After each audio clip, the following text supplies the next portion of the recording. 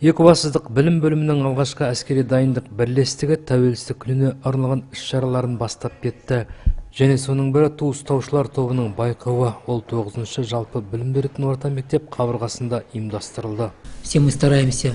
Біз барлығымыз мектептерде оқушыларды әскери патриоттық сезімге тәрбиелеуге аса мән береміз. Бұл шараны өткізуге жауынгер интернационалистердің, шекарашы жауынгерлердің қоғамдық бірлестіктері атсалысуда. Олардың өкілдері сонымен қатар қазылар алқасының мүшесі. Ту ұстаушылар тобының байқауында 20-дан астам мектептердің өкілдері қатысты. Алғашқы бөлікте олар іс жүзінде не білетіндіктерін көрсетті. Яғни мемлекеттік туды қалай ұстау керек, оны қалай енгізіп шығару тәртіптерін жұрт құзырына ұсынды.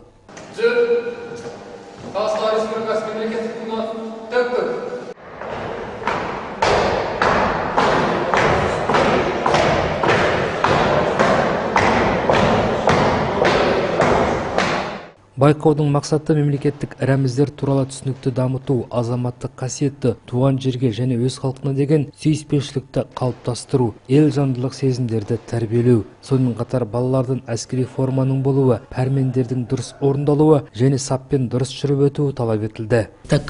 Бұл ту ұстаушылар тобының байқауы болғасын, мемлекеттік туды салтанат түрде енгізу шығару да қарастырылған. Және ту ұстаушылар тобына лайықты деген оқу үздіктері таңдалынып алынды деп үміттенемін. Оқушылар мектепте жақсы оқулар керек, мектептің қоғамдық өміріне белсенді қатысулары міндетті. Біздің мектептен қатысып отырған 3 оқушы үздіктердің қатарынан іріктелді.